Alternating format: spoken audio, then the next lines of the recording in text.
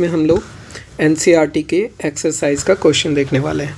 सबसे first question अगर हम लोग बात करें तो इसमें फर्स्ट क्वेश्चन क्या कह रहा है? फर्स्ट क्वेश्चन कह रहा है आप लोगों को write down electronic configuration of ions. इसमें हम लोगों को आयंस दिया हुआ है और इसमें आप लोगों को एटॉमिक नंबर याद रखने की ज़रूरत है।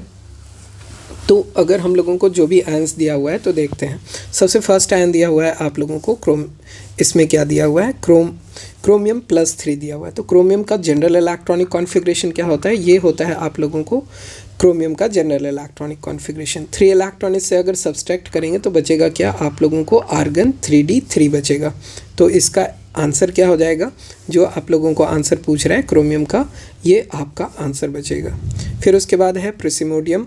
ये है आप लोगों को एटॉमिक नंबर 61 के साथ ये इलेक्ट्रॉनिक कॉन्फ़िगरेशन होगा इसका। और इस इलेक्ट्रॉनिक कॉन्फ़िगरेशन के बाद अगर 3 इलेक्ट्रॉन इससे रिलीज़ करते हैं तो 6s2 से पहले इलेक्ट्रॉन जाएगा, फिर उसके बाद 4f 5 से जाएगा, मतलब कि 4f से इलेक्ट्रॉन जाएगा। तो रेस्ट बचा हुआ इलेक्ट्रॉन क्या रहेगा आपको? जेनॉन का आप लोगों को क्या होता है? ये 54 होता है। तो एटॉमिक नंबर जेनॉन, फिर उसके बाद रेस्ट बचा हुआ एलिमेंट को ऐसे रिप्रेजेंट किया। नेक्स्ट है इसके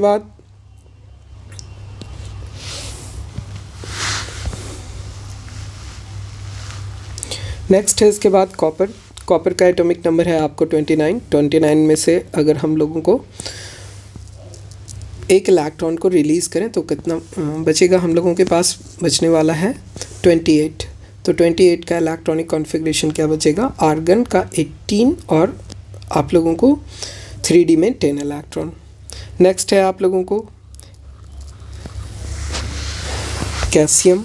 तो इसमें हम लोगों को बचने वाला कितना है? इसमें हम लोगों को एटॉमिक नंबर है 58 और इसमें से हम लोगों को 4 इलेक्ट्रॉन अगर चला गया तो 54 बचेगा। और 54 के साथ ये इलेक्ट्रॉनिक कॉन्फ़िगरेशन क्या होगा? जेनॉन के इलेक्ट्रॉनिक कॉन्फ़िगरेशन के जैसा ही इसका इलेक्ट्रॉनिक कॉन्फ़िगरेशन रेस्ट बचेगा।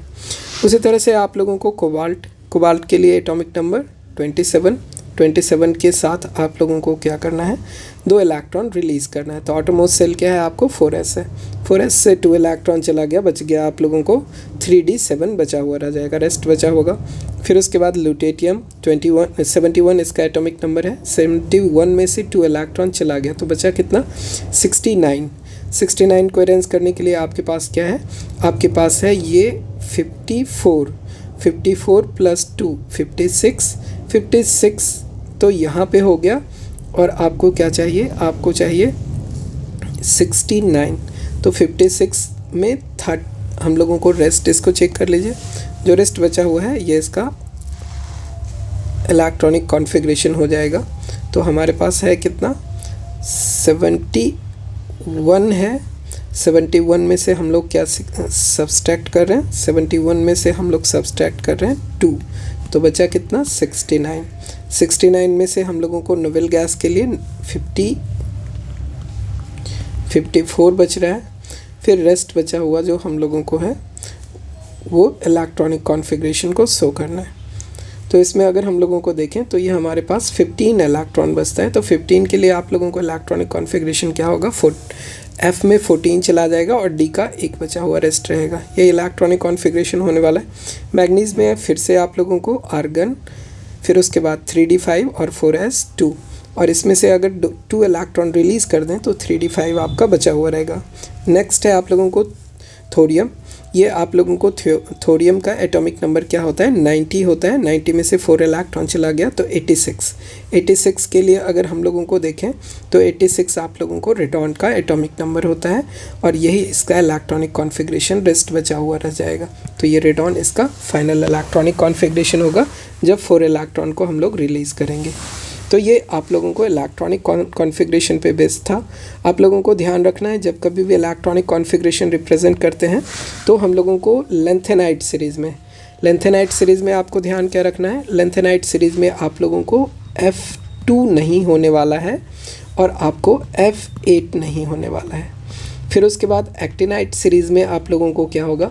जब कभी भी 2 इलेक्ट्रॉन आपको रेस्ट बचे 6s में 2 इलेक्ट्रॉन फिल करने के बाद और नोबेल गैस में इलेक्ट्रॉन देने के बाद, जैसे कि जेनॉन होता है आपको, तो उसके बाद आप लोगों को अगर F2 आ रहा है, 2 इलेक्ट्रॉन आ रहा है तो आपको F1 D1 करना है। जैसे कि ये क्या हो जाएगा? 4f1 5d1 हो जाएगा। फिर उसके बाद अगर 8 इलेक्ट्रॉन बच रहा है तो जैसे कि आप लोगों को 8 इलेक्ट्रॉन कहाँ पे बचेगा, 8 इलेक्ट्रॉन आप लोगों को यहाँ पे बच रहा है, तो इसको हम लोगों को इस तरह से गैडोलिनियम के लिए याद रखना है। और आपको किसके लिए याद रखना है, गैडोलिनियम, और फिर उसके बाद ये कैरियम के लिए याद रखना है। तो उसके बाद नेक्स्ट में हम लोगों को जनरल इलेक्ट्रॉनिक कॉन्फ़िगरेशन होगा। F में इलेक्ट्रॉन फिल करते जाइए, 56 सब्सट्रैक्ट कर लीजिए। 56 क्यों, क्योंकि 54 जेनॉन के लिए और 2 किसके लिए, 6s2 के लिए। तो बाकी इलेक्ट्रॉन जो भी बचे उसको F के ऑर्बिटल में फिल कीजिए, वही आपका इलेक्ट्रॉनिक कॉन्फ़िगरेशन हो जाएगा। नेक्स्ट है आप लोगों को अगर F ब्लॉक में इसके एक्टिनाइट सीरीज़ में देखें तो इसमें आप लोगों को F1, F7, F5 और F8 प्रेजेंट नहीं होगा। इसके जनरल इलेक्ट्रॉनिक कॉन्फ़िगरेशन में क्या होगा, F5 नहीं प्रेजेंट होगा, F1 नहीं प्रेजेंट होगा और F8 प्रेजेंट नहीं होगा। बाकी आप लोगों को इसमें क्या करना है, 86 सब्सट्रैक्ट करना है। 86 सब्सट्रैक्ट करना है किसके लिए, रेडॉन के लिए। इसमें नोबेल गैस कौन सा फिल होता है, रेडॉन फिल होता है। तो 86 यहाँ से आ गया, रेस्ट बचा हुआ रहेगा आप लोगों को 7s2। तो ये 86 + 2 कितना हो गया, 88 को आप सब्सट्रैक्ट कर लीजिए एटॉमिक नंबर में। जो रेस्ट बचेगा उसको F में फिल कीजिए। F में सिर्फ आपको F1, F5 और F8 को अवॉइड करना है। बाकी अगर ये नंबर आ रहा है, 8 इलेक्ट्रॉन बच रहा है, तो आप F को डिवाइड करो किस में, जैसे कि 8 बच रहा है तो F7 और इसके बाद क्या हो जाएगा, 6d1 हो जाएगा। इस तरह से आपके इलेक्ट्रॉनिक कॉन्फ़िगरेशन होंगे जैसे कि यहाँ पे आप लोगों को है, ठीक ना, क्यूरियम के लिए है। फिर इसी तरह से आप लोगों को 5 वाला कंडीशन क्या हो जाएगा, 5 वाले कंडीशन में आप लोगों को जहाँ 4+1 ये आप लोगों को नेपट्यूनियम में आ रहा है। फिर उसके बाद आपको F1 कहाँ पे आ रहा है, F1 में आप लोगों को जब से इसको चेक कीजिएगा तो F1 वाला कंडीशन आप लोगों को यहाँ पे आ रहा है, ठीक ना। तो F1 इसमें हम लोगों को थोरियम में F1 नहीं होगा। बाकी आप लोगों को इसके जनरल इलेक्ट्रॉनिक कॉन्फ़िगरेशन में एक्साइटेड स्टेट में सारे इलेक्ट्रॉनिक कॉन्फ़िगरेशन होंगे, 0 से लेके आप लोगों को 14 तक पॉसिबल है, ठीक ना। लेकिन आपके जनरल इलेक्ट्रॉनिक कॉन्फ़िगरेशन को हमने ध्यान पे रख के किया है।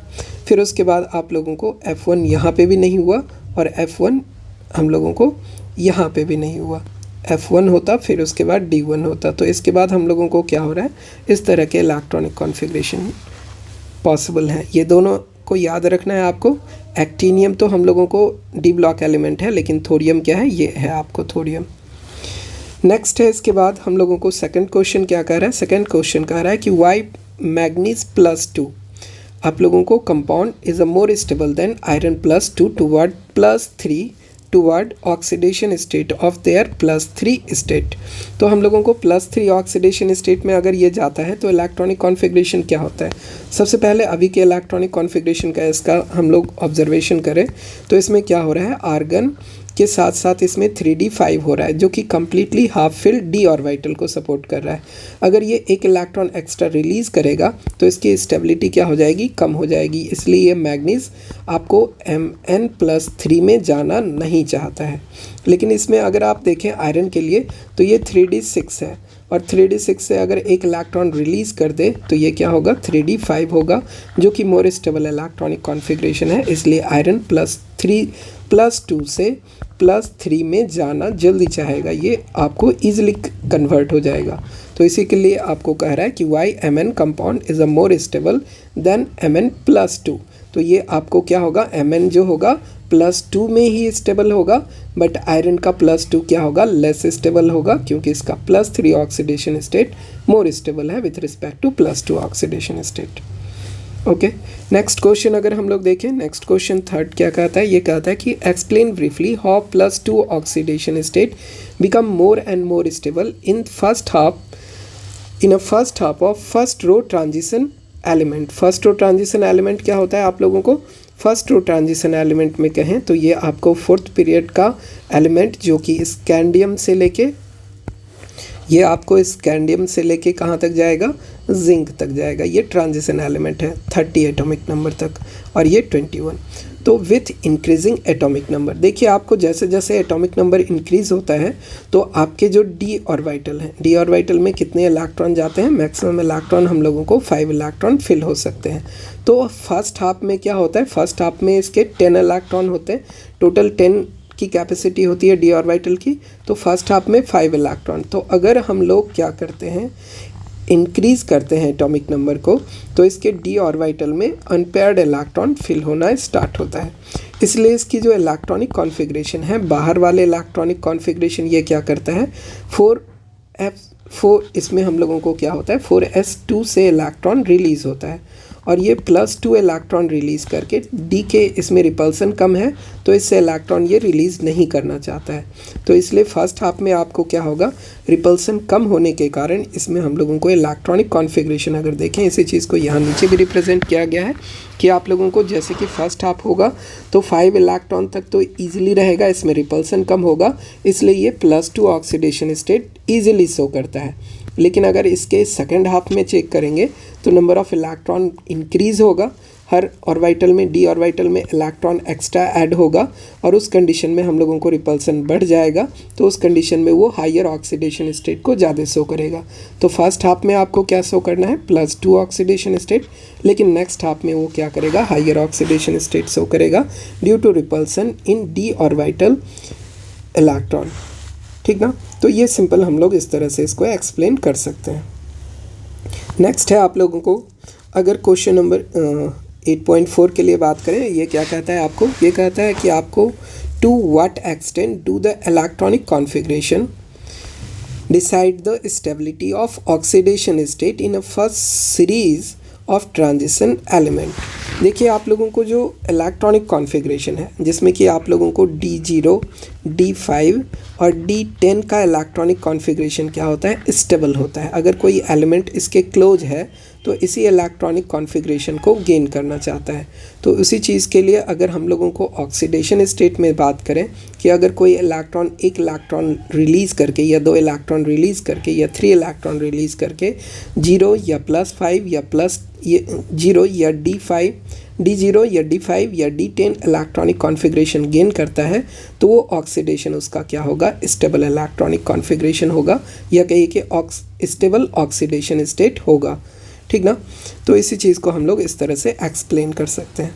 फिर नेक्स्ट है आप लोगों को, what may be stable oxidation state of transition element with the following D electronic configuration. देखिए आप लोगों को सबसे पहले इससे ऊपर भी बताए हुए हैं कि आप लोगों को डी का 0, डी में आपको 0, और कभी कभी D3 भी स्टेबल होता है, जिसमें कि आप लोगों को क्या होता है, डी ऑर्बिटल आपको स्प्लिट करते हैं उस जगह पे D2G और DEG, T2G और TEG वाले इलेक्ट्रॉनिक कॉन्फ़िगरेशन में, जिसमें कि ऊपर 2 इलेक्ट्रॉन, नीचे आपके 3 इलेक्ट्रॉन होते हैं, ये भी स्टेबल होता है। तो कभी कभी ये इलेक्ट्रॉनिक कॉन्फ़िगरेशन भी स्टेबल होता है। फिर उसके बाद 3D5 भी आप लोगों को कम्प्लीटली हाफ फिल्ड का कंडीशन है, ये भी बहुत स्टेबल होता है। फिर उसके बाद ये दोनों स्टेबल नहीं होंगे, इस कंडीशन में हम लोगों को इनकम्प्लीटली फिल्ड या इनकम्प्लीटली हाफ फिल्ड का कंडीशन स्टेबल नहीं है। तो हम लोगों को ये कौन से इलेक्ट्रॉनिक कॉन्फ़िगरेशन मोर स्टेबल होंगे, 3D सबसे ज़्यादा होगा आप लोगों को कौन सा, 3D5, उसके बाद कौन होगा, 3D3, उसके बाद अगर हम लोग बात करें तो 3D3 के बाद हम लोगों को इलेक्ट्रॉनिक कॉन्फ़िगरेशन ये बहुत ही अनस्टेबल होगा, क्योंकि एक इलेक्ट्रॉन गेन करने के बाद ये कम्प्लीटली हाफ फील्ड वाला कंडीशन गेन करेगा। और इस कंडीशन में अगर हम बात करें 8 के लिए, तो 8 के लिए आपको क्या होगा, अगर इसको हम लोग स्प्लिट भी कर दें तो 8 वाला कंडीशन थोड़ा सा स्टेबल होगा, किसके रिस्पेक्ट में, मान लीजिए कि इसको कम्प्लीटली हाफ फिल्ड किए और ऊपर कम्प्लीटली फिल्ड किए और ऊपर वाले को कम्प्लीटली हाफ फिल्ड किए, तो ये क्या इलेक्ट्रॉनिक कॉन्फ़िगरेशन हो गया 8। तो ये भी इलेक्ट्रॉनिक कॉन्फ़िगरेशन हम लोगों को 3rd पोजीशन पे आएगा। तो इस तरह के इलेक्ट्रॉनिक कॉन्फ़िगरेशन की स्टेबिलिटी ऑर्डर अगर हम लोग देखें तो सबसे ज़्यादा स्टेबल कौन हो जाएगा, सबसे ज़्यादा स्टेबल हो जाएगा आपको 3D5, और उससे कम स्टेबल, सबसे लेस से स्टार्ट करें तो हम लोगों को 3D4, इससे ज़्यादा स्टेबल आपको 3D3, इससे ज़्यादा स्टेबल आपको 3D8, और इससे भी ज़्यादा स्टेबल आप लोगों को 3D5 होगा। अगर कोई 3D10 होता तो वो सबसे ज़्यादा स्टेबल होता। तो इस तरह के इलेक्ट्रॉनिक कॉन्फ़िगरेशन के स्टेबिलिटी का ये कंडीशन है। नेक्स्ट है आप लोगों को अगर 8.6 के लिए बात करें, इसमें क्या कह रहा है कि नेम द ऑर्गेनो, इसमें कह रहा है name the organo oxometal anion of the first series of transition metal in which the metal exhibit oxidation state equal to its group number। तो देखिए आप लोगों को जो ये एनायन है, नेगेटिव आयन कहने का मतलब, ये एनायन कहने का मतलब नेगेटिव आयन, तो ये सारे के सारे आपके एनायन हैं, सभी पे चार्ज है आप लोगों को। और इसमें जो ग्रुप नंबर है मेटल का, सेंट्रल मेटल का, जैसे कि स्कैंडियम, स्कैंडियम में इसमें क्या है आपको ऑक्सीजन के साथ कंबाइन किया हुआ है, तो ऑक्सीजन होना चाहिए था -4, लेकिन एक नेगेटिव चार्ज के कारण उसका क्या हो गया, एक इलेक्ट्रॉन कम हो गया। इसका ऑक्सीडेशन स्टेट कैसे निकालते हैं, मान लीजिए कि स्कैंडियम ऑक्साइड इस तरह का है इलेक्ट्रॉनिक कॉन्फ़िगरेशन, आप ये इलेक्ट्रॉनिक कॉन्फ़िगरेशन है, तो ऑक्सीजन का तो -2 ही होता है जनरली। इसके लिए हम लोग कैसे एक्सप्रेशन करेंगे, x + 2 × -2 = -1। x के लिए सॉल्व कीजिए, इसकी वैल्यू क्या हो जाएगी, इसकी वैल्यू हो जाएगी आपको -1, इसमें हम लोगों को -1 और ये वैल्यू क्या हो रहा है -4, -4 को उधर ट्रांसफ़र करेंगे +4, तो इसकी वैल्यू क्या होगी +3। तो +3 इसका ऑक्सीडेशन स्टेट है। इसी तरह से सारे का निकालेंगे, ऑक्सीजन का हमेशा क्या रखना है, -2 ऑक्सीडेशन स्टेट रखना है।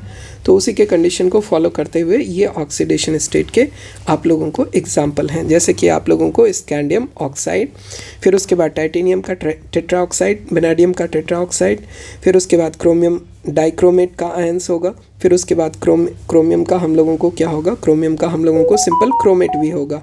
नेक्स्ट है इसके बाद हम लोगों को Mn का पर मैग्नेट होगा, क्या Mn, इसमें हम लोगों को MnO4- आयन, इसमें भी आप लोगों को 7 ऑक्सीडेशन स्टेट है। नेक्स्ट क्वेश्चन को हम लोग देखेंगे इसके बाद।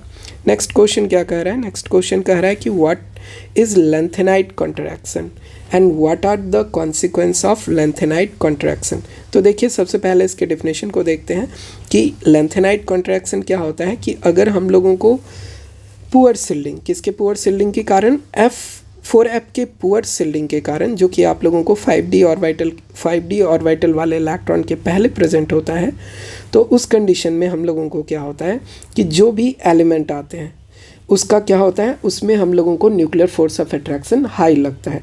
High nuclear force of attraction उसके साइज़ को क्या करता है, डिक्रीज़ कर देता है, उसके रेडियस को के साइज़ को क्या करेगा, डिक्रीज़ करेगा। तो हम लोगों को क्या होता है, 4F का पुअर शिल्डिंग इफेक्ट ये लेंथेनाइट कॉन्ट्रैक्शन का कारण है। और इसी का एग्जाम्पल है, इसके कारण क्या होता है, इसके कॉन्सिक्वेंस क्या होते हैं, इसके कॉन्सिक्वेंस होते हैं कि आप लोगों को ये वाला जो सीरीज़ है, जैसे कि आप लोगों को आप लोगों को इसमें जो हम लोग सबसे फर्स्ट देखेंगे, तो जो सेकंड हम लोगों को ट्रांजिशन सीरीज होता है, जिसमें कि 4D transition series, 3D transition series, आप इसमें ध्यान से देखिए, ये है आप लोगों को 3D ट्रांजिशन सीरीज़, ये क्या है 3D। इसके बाद क्या है आप लोगों को, इसके बाद है आप लोगों को 4D transition series. Lanthanide contraction आप लोगों को कहाँ से स्टार्ट होगा, लेंथेनाइट कॉन्ट्रैक्शन आप लोगों को स्टार्ट होगा ये वाले कंडीशन में हम लोगों को, जिसमें कि 5D ट्रांजिशन सीरीज़ के लिए बात करें तो इससे स्टार्ट होने वाला है। और 5D ट्रांजिशन सीरीज़ से पहले क्या रहेगा आप लोगों को, 4F का इलेक्ट्रॉन रहेगा, उसके बाद 5 का D, फिर उसके बाद 6S का 2 इलेक्ट्रॉन, ये तो हम लोगों को रहेगा ही रहेगा, 6S में 2 इलेक्ट्रॉन रहेगा, इसकी वैल्यू चेंज होते रहेगी।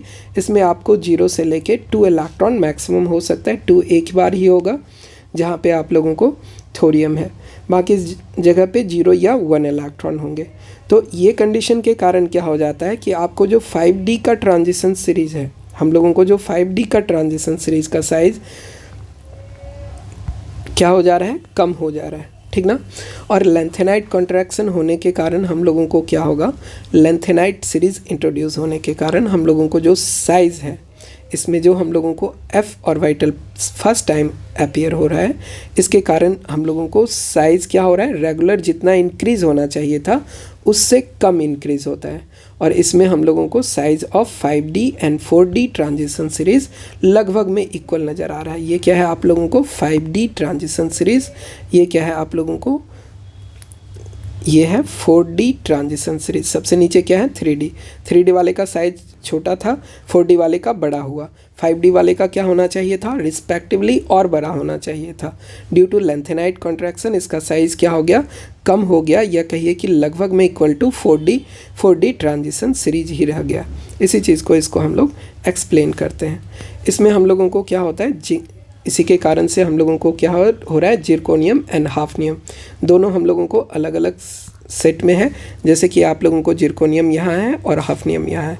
दोनों के एटॉमिक रेडियस लगभग में देखिए आप लोगों को जिरकोनियम का क्या हो गया, जिरकोनियम का तो पहले बड़ा भी था और हाफनियम का छोटा हो गया विथ रिस्पेक्ट टू। बाकी जो मेंबर होते हैं उसमें आप लोगों को नीचे वाले का थोड़ा सा बड़ा होता है, मतलब कि लगभग में इक्वल होता है। लेकिन जिरकोनियम क्या कर रहा है, जिरकोनियम अपने नेचर से अपोजिट, इसमें क्या हो रहा है, इसमें जिरकोनियम की साइज़ आप लोगों को छोटी हो जा रही है विथ रिस्पेक्ट टू हाफनियम। ठीक है, तो इस तरह से हम लोग इसके लेंथेनाइट कॉन्ट्रैक्शन को एक्सप्लेन करते हैं। नेक्स्ट है आप लोगों का, अगर हम लोग बात करें नेक्स्ट क्वेश्चन क्या कह रहा है, नेक्स्ट क्वेश्चन कह रहा है कि 8.8 what are the characteristics of transition element and why are they called transition element. देखिए आप लोगों को सबसे पहले जो ट्रांजिशन एलिमेंट को डिफाइन किए हुए थे, ये डिफाइन किए हुए थे on the basis of transition character between s और वाइट s block element and p block element. एक एस ब्लॉक एलिमेंट क्या था आपको, मेटल था, और पी ब्लॉक एलिमेंट क्या था आप लोगों को, नॉन मेटल था। इसके बीच में अपीयर हो रहा था डी ब्लॉक एलिमेंट। तो ये आप लोगों को मेटल और नॉन मेटल के प्रॉपर्टी में ट्रांजिशन को शो कर रहा था। लेकिन बाद के कंडीशन में क्या हो गया, इसको IUPAC आजकल इसमें हम लोगों को जो IUPAC है इसको ट्रांजिशन एलिमेंट क्यों कहती है, जिस भी एलिमेंट के डी ऑर्बिटल हम लोगों को इनकम्प्लीटली फिल्ड होंगे, या तो उसके ग्राउंड स्टेट में या उसके किसी भी एक्साइटेड स्टेट में, किसी भी ऑक्सीडेशन स्टेट में, उसी को हम लोग ट्रांजिशन एलिमेंट कहेंगे। जिसमें कि आप लोगों को होता क्या है, जिसमें कि अनपेयर्ड इलेक्ट्रॉन प्रेजेंट होते हैं, मतलब कि incompletely field D orbital present होता है। इसी का दूसरा पार्ट अगर हम लोग क्वेश्चन कहें कि which of the d block element may not be regarded as transition element, तो वो डी ब्लॉक के एलिमेंट जिसके डी ऑर्बिटल कंप्लीटली फिल्ड हैं उसको हम लोग ट्रांजिशन एलिमेंट में कंसीडर नहीं करेंगे, उसको सिंपल डी ब्लॉक एलिमेंट कहेंगे। और उसके एग्जाम्पल कौन कौन से हैं, जिंक है, कैडमियम है और मरकरी है। ये कौन से ग्रुप में आता है, ये ग्रुप नंबर 12 में आता है। और हैविंग फुल 3, इसमें फुल D10 कॉन्फ़िगरेशन, और इसी के बेसिस पे इसको हम लोग डी ब्लॉक एलिमेंट तो कहते हैं लेकिन ट्रांजिशन एलिमेंट नहीं कहेंगे। और एक क्वेश्चन इसमें और भी आता है कि all transition element are d block element but all d block element are not transition element. ठीक है, तो हम लोग नेक्स्ट क्वेश्चन को देखते हैं। नेक्स्ट क्वेश्चन क्या कह रहा है, नेक्स्ट क्वेश्चन कह रहा है कि ना what way the electronic configuration of transition element differ from that of non transition element.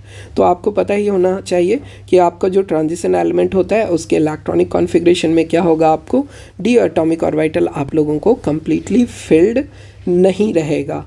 उसमें हम लोगों को डी ब्लॉक ट्रांजिशन एलिमेंट के लिए बात करेंगे तो डी ब्लॉक का आपको इलेक्ट्रॉनिक कॉन्फ़िगरेशन क्या होगा, जो भी आप लोगों को नोबेल गैस है 3D सीरीज़ में आप लोगों को आर्गन होगा, 4D सीरीज़ में आप लोगों को क्रिप्टॉन होगा, 5D सीरीज़ में आप लोगों को क्या होगा, ज़ेनॉन हो जाएगा। तो ये नोबेल गैस होगा। नोबेल गैस के साथ साथ आप लोगों को क्या होना चाहिए, नोबेल गैस के साथ होना चाहिए N-D के इलेक्ट्रॉनिक कॉन्फ़िगरेशन आपको कहाँ से कहाँ तक होने चाहिए, 1 से लेके आप लोगों को 9 तक इलेक्ट्रॉनिक कॉन्फ़िगरेशन होना चाहिए। और NS का आपको क्या होना चाहिए, NS आपको 2 हो। तो इस कंडीशन में हम लोगों को इलेक्ट्रॉनिक कॉन्फ़िगरेशन होता है। फॉर एग्जांपल आप लोगों को कोई भी मान लीजिए कि मैग्नीज़ का एटॉमिक नंबर क्या है 25, इसका इलेक्ट्रॉनिक कॉन्फ़िगरेशन क्या हो जाएगा, इसका इलेक्ट्रॉनिक कॉन्फ़िगरेशन हो जाएगा आप लोगों को आर्गन का 18 चला गया, फिर इसके बाद 4s2 चला गया 20 हो गया, फिर इसके बाद 3d 5 हो गया। तो ये कोई भी वैल्यू हो सकता है। लेकिन हम लोगों को जो नॉन ट्रांजिशनल एलिमेंट है उसको हम लोग कैसे रिप्रेजेंट करेंगे, जिंक, जैसे कि 30, इसका एटॉमिक नंबर क्या हो जाएगा, ये आर्गन 18 आ गया, ये 3d10 हो गया और ये क्या हो जाएगा 4s2 हो गया। ये कम्प्लीटली फिल्ड एटॉमिक ऑर्बिटल है। इसके कारण d का एटॉमिक ऑर्बिटल अगर कम्प्लीटली फिल्ड है तो इसको हम लोग ट्रांजिशन एलिमेंट नहीं कहेंगे। तो डिफरेंस क्या हो गया, d के इलेक्ट्रॉनिक कॉन्फ़िगरेशन में, मतलब कि d अगर कम्प्लीटली फिल्ड है तो नॉन ट्रांजिशनल एलिमेंट, अगर d इनकम्प्लीटली फिल्ड है तो वो क्या हो जाएगा, आपको ट्रांजिशन एलिमेंट हो जाएगा। नेक्स्ट है आप लोगों को नेक्स्ट क्वेश्चन 8.10, ये क्या कह रहा है आप लोगों को, what are the different oxidation state exhibited by lanthanide. Lanthanide देखिए आप लोगों को जनरली +3 ऑक्सीडेशन स्टेट शो करता है जनरली, लेकिन किसी कंडीशन में, पार्टिकुलर कंडीशन में ये आप लोगों को +2 और कहीं कहीं पे आप लोगों को +4 भी शो करता है। उसी इलेक्ट्रॉनिक कॉन्फ़िगरेशन को हम लोग देख रहे हैं। तो ये देखिए कि लैंथेनाइड आप लोगों को, लैंथेनाइड जो अगर स्टार्ट करें लैंथेनम से लेके आप लोगों को ल्यूटेटियम तक, ये आप लोगों को जनरली +2, ये तो आप लोगों को डी ब्लॉक एलिमेंट है, और आप लोगों को इसमें हम लोगों को लैंथेनाइड और ये ल्यूटेटियम, इसमें हम लोगों को क्या हो रहा है, लैंथेनाइड क्या है, एफ ब्लॉक एलिमेंट है। एफ ब्लॉक एलिमेंट में हम लोगों को ये सीजियम 58 से स्टार्ट करते हैं, 58 से लेके आपको 71, और फिर उसके बाद आप लोगों को 90 से लेके 103 तक का इलेक्ट्रॉनिक कॉन्फ़िगरेशन। तो उस कंडीशन में ये क्या करता है, एफ ब्लॉक एलिमेंट में 3 इलेक्ट्रॉन ये लूज़ करना चाहिए, लेकिन इसमें हम लोगों को ऑकेजनली क्या होता है, +2 एंड +4 ऑक्सीडेशन होता है सॉल्यूशन में या सॉलिड कंपाउंड में। इसमें जो हम लोगों को +2 और +4 शो करने वाले कंपाउंड हैं वो कौन कौन से हैं, जैसे कि आपको सीजियम +4 को शो करता है क्योंकि इसके इलेक्ट्रॉनिक कॉन्फ़िगरेशन फेवर करते हैं नोबेल गैस इलेक्ट्रॉनिक कॉन्फ़िगरेशन को। अगर हम लोग सीजियम के लिए बात करें, इसकी एटॉमिक नंबर कितनी है, इसकी एटॉमिक नंबर है आप लोगों को 58। 58 के साथ अगर आप देखें तो जेनॉन 54, फिर उसके बाद ये क्या होता है, इसके बाद होता है इसका इलेक्ट्रॉनिक कॉन्फ़िगरेशन में अगर हम लोग देखें तो नेक्स्ट होता है क्या, 4f में इसमें कितने इलेक्ट्रॉन होंगे, 4f, और इसके बाद आप लोगों को 5d, फिर इसके बाद आप लोगों को 6s2। तो हम लोगों को अगर देखें तो लैंथेनाइट सीरीज़ है, लैंथेनाइट सीरीज़ में आप लोगों को क्या होना चाहिए, लैंथेनाइट सीरीज़ में अगर हम लोग बात करें तो 4f का 2 नहीं अपीयर होता है, तो f का 2 नहीं होता है तो ये f1 और ये d1। तो इस तरह से इलेक्ट्रॉनिक कॉन्फ़िगरेशन में अगर ये 4 इलेक्ट्रॉन लूज़ कर दे तो ये क्या कर लेगा, नोबेल गैस के इलेक्ट्रॉनिक कॉन्फ़िगरेशन को गेन कर लेगा। इसलिए ये जनरली क्या शो करता है आप लोगों को, ये शो कर सकता है +4 ऑक्सीडेशन स्टेट, जो कि फिर से रिटर्न होकर आपको +3 में जा सकता है। नेक्स्ट है आप लोगों को यूरोपियम +2 ऑक्सीडेशन स्टेट फॉर्म करता है। फिर उसके बाद है यूरोपियम में क्या होता है, हाफ फील्ड वाला कंडीशन को अप्लाई हो जाता है। फिर उसी के तरह से आप लोगों को याटरवियम, ये +14 इलेक्ट्रॉनिक कॉन्फ़िगरेशन शो करता है। फिर उसके बाद टीबी, ये +4 इलेक्ट्रॉनिक कॉन्फ़िगरेशन शो करता है।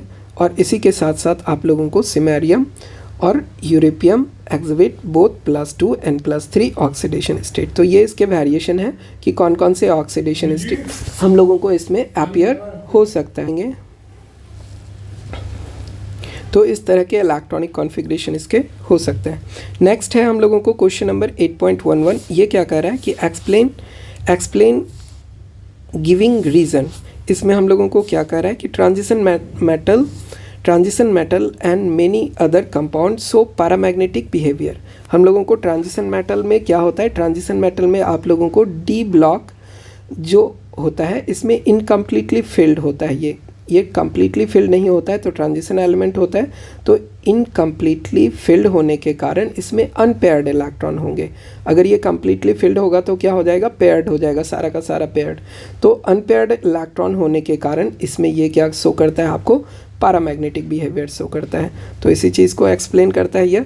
इसमें क्या हो रहा है, enthalpy of atomisation of transition element are generally high. क्यों, क्योंकि आप लोगों को जितने भी लैंथेनाइट सीरीज, जितने भी आप लोगों को क्या कहते हैं डी ब्लॉक के एलिमेंट हैं, उसमें अगर अनपेयर्ड इलेक्ट्रॉन होगा तो ये क्या शो करता है आप लोगों को, ये अपने मेटालिक क्रिस्टल के फॉर्म में होते हैं। ये कौन सा बॉन्ड फॉर्म करता है, मेटालिक बॉन्ड फॉर्म करता है। और मेटालिक बॉन्ड फॉर्मेशन के लिए क्या ज़रूरी है, अनपेयर्ड इलेक्ट्रॉन। जितने ज़्यादा अनपेयर्ड इलेक्ट्रॉन होंगे वो उतना मेटालिक बॉन्ड शो करेगा और इसके एटोमाइजेशन एनर्जी क्या हो जाएगी, हाई हो जाएगी। जनरली किसी किसी में आपको एक्सेप्शन होता है, जैसे Mn में एक्सेप्शन होता है, लेकिन उसमें भी एटोमाइजेशन एनर्जी रेगुलरली दूसरे कंपाउंड के रिस्पेक्ट में ज़्यादा ही होते हैं, जैसे कि S ब्लॉक एलिमेंट के या P ब्लॉक एलिमेंट के रिस्पेक्ट में। नेक्स्ट है आप लोगों को ट्रांजिशन। इसमें हम लोगों को transition metal generally form coloured compound. Colour compound क्यों फॉर्म करता है, क्योंकि इसके जो किसी भी ऑक्सीडेशन स्टेट में अनपेयर्ड इलेक्ट्रॉन होंगे d ऑर्बिटल में, तो ये क्या हो सकता है कि एक जगह से दूसरे जगह शिफ्ट करता है। और दूसरे जगह शिफ्ट करने के लिए ये क्या करता है, विजुअल रेंज में लाइट की एनर्जी को एब्जॉर्ब करता है। और जब ये अपने ग्राउंड स्टेट में रिटर्न होता है तो ये क्या करता है, वही विजुअल रेंज ऑफ लाइट को आपको रिफ्लेक्ट करता है, जिसके कारण इसके कंपाउंड डी ब्लॉक एलिमेंट के कंपाउंड आपको कलर्ड नज़र आते हैं।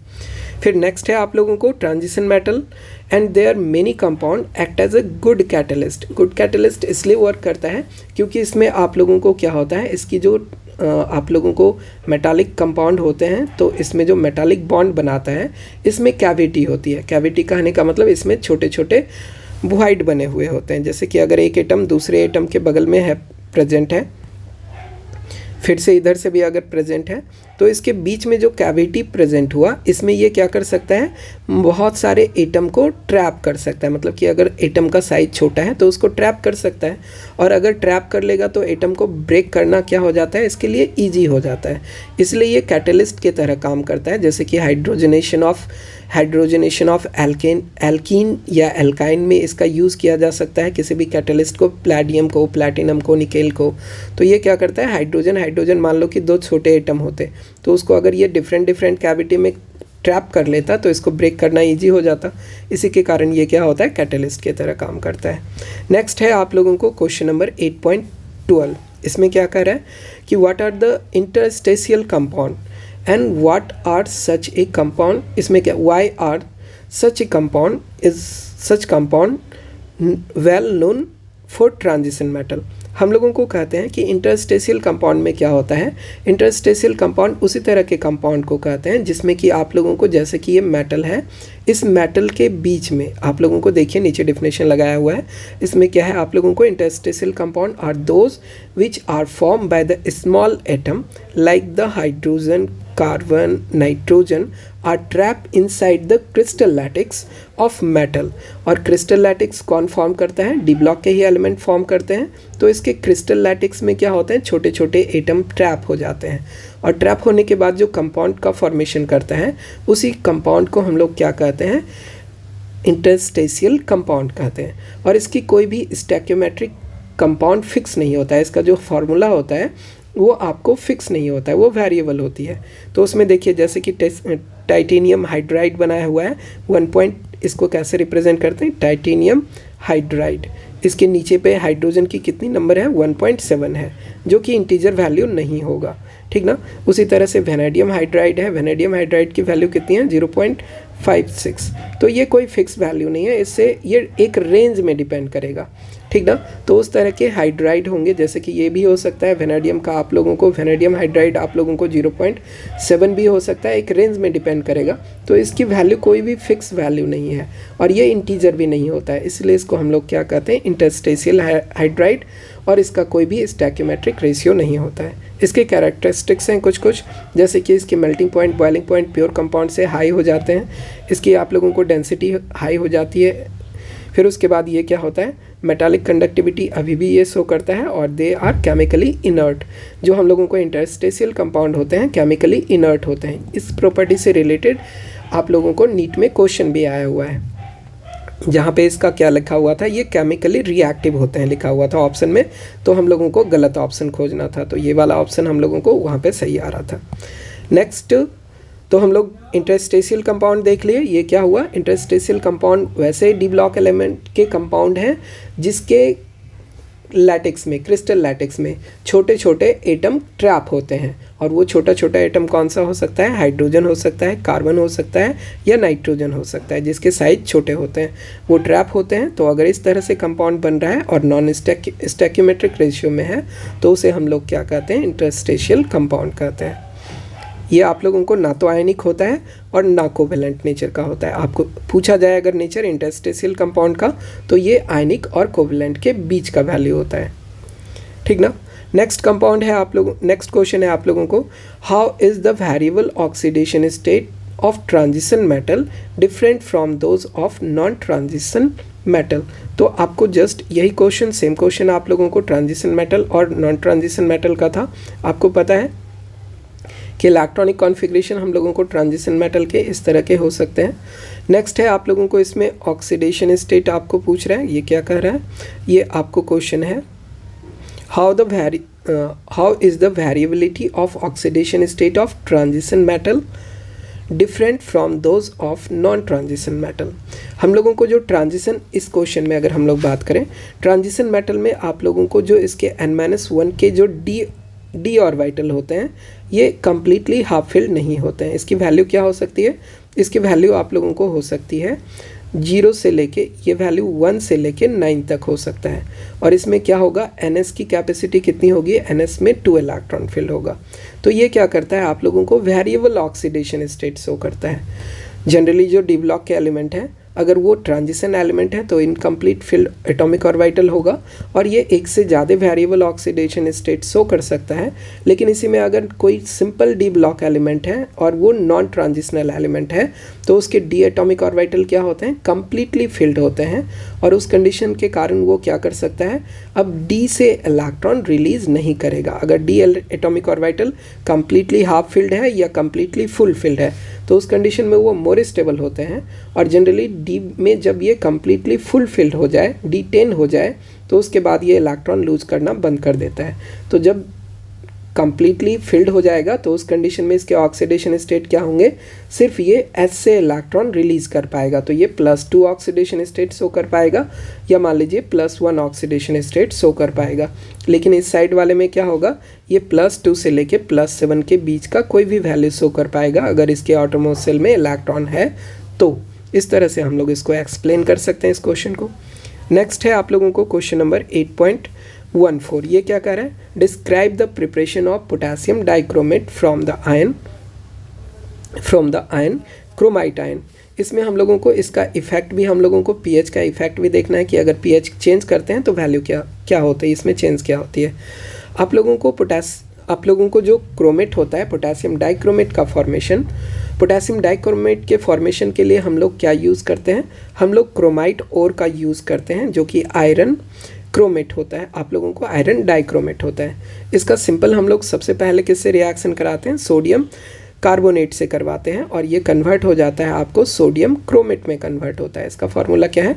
ये सोडियम क्रोमेट का फार्मूला है और इसका फार्मूला थोड़े अच्छे से इसको अगर रिप्रेजेंट करें, ये है Na2CrO4 है इसका स्ट्रक्चर, ठीक ना। ये 4 इस तरह से लिखा हुआ है।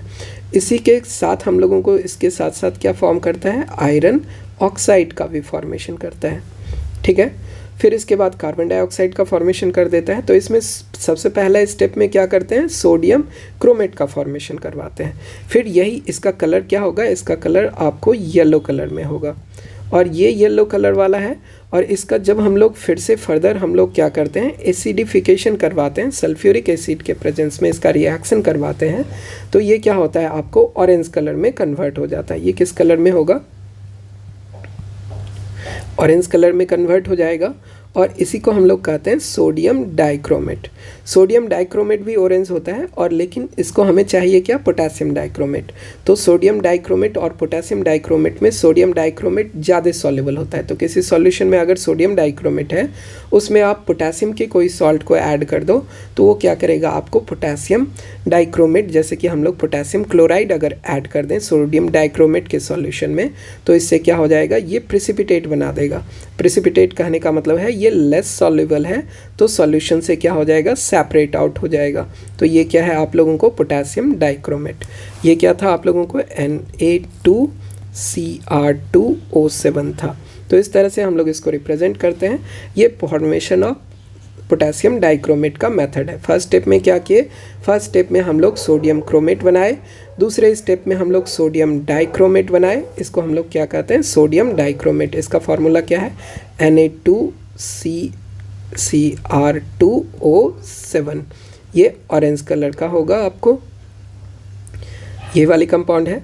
ये क्या था आप लोगों को, Na2CrO4 सोडियम क्रोमेट था, ठीक ना। तो इस तरह से अगर हम लोग देखें तो इसका फॉर्मेशन किए, सबसे पहले सोडियम क्रोमेट बनाए। किससे बनाए सोडियम क्रोमेट, आयरन क्रोमेट। इसमें हम लोग आयरन क्रोमेट से, इसको हम लोग क्या कहते हैं, क्रोमाइट ओर कहते हैं। क्रोमाइट ओर से इसका फॉर्मेशन किए हुए हैं, कैसे, सोडियम के कार्बोनेट से रिएक्शन करवा के। तो हम लोगों को सोडियम क्रोमेट बन गया। फिर उसके बाद हम लोग क्या करेंगे किए, इसी सोडियम क्रोमेट को हम लोग रिएक्शन करवाए एसिडिक मीडियम में। जनरली हम लोगों को सल्फ्यूरिक एसिड यूज़ किया जाता है। सल्फ्यूरिक एसिड एसिडिक मीडियम आपको सप्लाई करेगा और इसमें ये कन्वर्ट क्या हो जाता है, ये डाइक्रोमेट में कन्वर्ट हो जाता है। और डाइक्रोमेट में कन्वर्ट होने के बाद आपको जब इस सोडियम डाइक्रोमेट को पोटेशियम क्लोराइड से रिएक्ट करवाएंगे तो हम लोगों को पोटेशियम क्रोमेट डाइक्रोमेट मिलेगा और सोडियम क्लोराइड इससे क्या हो जाएगा, सेपरेट आउट हो जाएगा। ये सॉल्यूशन में प्रेजेंट रहेगा, सॉल्युबल रहेगा, ठीक ना। तो इस तरह से हम लोग इसका प्रिपरेशन कर लिए। नेक्स्ट है, इसके बाद इसमें क्या पूछ रहे हैं, पीएच का इफेक्ट क्या होगा। देखिए आपको जो ये रिएक्शन है ना, क्रोमेट और डाइक्रोमेट एक दूसरे में क्या होता है, इंटर कन्वर्टेबल है। तो अगर एसिडिक मीडियम में है तो क्रोमेट क्या होगा, आपको डाइक्रोमेट में कन्वर्ट हो जाएगा। लेकिन अगर पीएच वैल्यू को इंक्रीज़ करिएगा, मतलब कि एसिडिक मीडियम से बेसिक मीडियम में आप चले जाइएगा, तो ये क्या होगा, डाइक्रोमेट फिर से आपको रिटर्न हो जाएगा किसमें, डाइक्रोमेट बेसिक मीडियम में आपको फिर से रिकन्वर्ट हो जाएगा, किस चीज़ में, क्रोमेट में रिकन्वर्ट हो जाएगा। और इसका हम लोगों को ये एग्जाम्पल है। नेक्स्ट है क्वेश्चन आप लोगों को ये क्या कह रहा है, describe the oxidising action of potassium dichromate and write the ionic equation for its reaction. देखिए आप लोगों को oxidising action of potassium dichromate क्या होता है, ऑक्सीडाइज कर देता है हम लोगों को, ये +6 ऑक्सीडेशन स्टेट से +3 ऑक्सीडेशन स्टेट में कन्वर्ट होता है खुद, और दूसरे को क्या करता है, ये ऑक्सीडाइज करता है। जैसे कि आप लोगों को आयोडीन -1 ऑक्सीडेशन स्टेट में है, इसको कन्वर्ट क्या करेगा, इसको कन्वर्ट कर देगा आप लोगों को आयोडीन के, अगर इसकी वैल्यू हम लोग चेक करें तो ये कन्वर्ट कर देगा आप लोगों को आयोडीन को आयोडीन में कन्वर्ट कर देगा। आयोडीन में इसकी ऑक्सीडेशन स्टेट क्या हो जाएगी, 0 हो जाएगी। यहाँ पे ये क्या है, आयोडीन -1 ऑक्सीडेशन स्टेट में है, कन्वर्ट किस में हो गया, 3I2 में कन्वर्ट हो गया, और 6 इलेक्ट्रॉन ये क्या कर रहा है, रिलीज़ कर दे रहा है। यहाँ पे आप लोगों को आयरन को ये क्या करता है, +3 ऑक्सीडेशन स्टेट में कन्वर्ट करता है। ये आप लोगों को है क्या, ये आयरन +2 इस तरह से है, ये इस साइड से है आयरन +2, ये है आप लोगों को आयरन +3, और ये क्या कर रहा है, 6 इलेक्ट्रॉन रिलीज़ कर रहा है। और ये क्या है, हाइड्रोजन सल्फाइड। ये रिएक्ट होता है एसिडिक मीडियम में, इसमें क्या हो जाता है, ये 6H+ आयन में कन्वर्ट होता है, +3 सल्फ़र आपको प्रोड्यूस करेगा, और इधर क्या हो जाएगा, 6 इलेक्ट्रॉन इस तरह से रिलीज होगा। तो ये हाइड्रोजन सल्फाइड को सल्फ़र में कन्वर्ट करेगा, फेरस के आयन को, आयरन +2 आयन को फेरिक आयन में कन्वर्ट कर देगा, आयोडाइड आयन को ये आयोडीन में कन्वर्ट कर देगा। तो इसी के बारे में ये आपसे पूछ रहा था, तो हम लोगों ने इसके इक्वेशन को रिप्रेजेंट किया, और सभी में ऊपर वाला पार्ट, हाफ पार्ट क्या होगा, यही वाला इक्वेशन चलेगा। नेक्स्ट है आप लोगों को, नेक्स्ट क्वेश्चन हम लोग अगले वीडियो में देखेंगे। तो आज के क्लास को हम लोग यहीं पे स्टॉप करते हैं। ठीक है बच्चे, थैंक यू।